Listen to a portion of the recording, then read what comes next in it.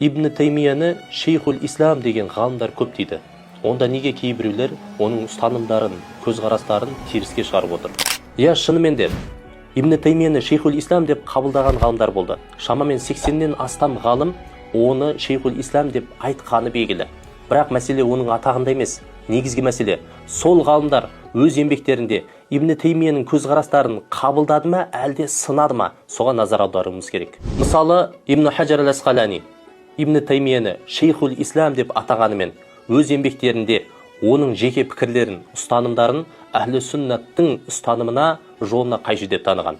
Ад-Дурарул Камина секілді еңбектерінде осыны ашық түрде жазған. Сол сияқты Аллама Алуси, Ибн Абидин секілді ғалымдарда Ибн Таймияның жеке көзқарастарын сынаған. Оның фихтағы, ақидадағы пікірлерін қабылдамаған. Осындай ұлы ғалымдар оның пікірлерінен аулақ болған болса, онда біз де ойлануымыз керек. Қазіргі қоғамға қарайтын болсақ, өкінішке орай кейбір бауырларымыз Ибн Таймияның көзқарастарын аян секілді қабылдайды. Ол айтты ма, сол дұрыс дегендей түсінік қалыптасқан. Бұл өте қауіпті түсінік. Бұл адамды ақиқатқа жетелемейді.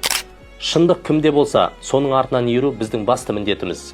Бір адамның артынан ермес бұрын, оның көзқарастары, ұстанымдары Құран мен сүннетке, көпшілік ғалымдардың көзқарастарына, ұстанымдарына қайшы келеді ме, келмейді ме? Сол мәселеге назар аударуымыз керек.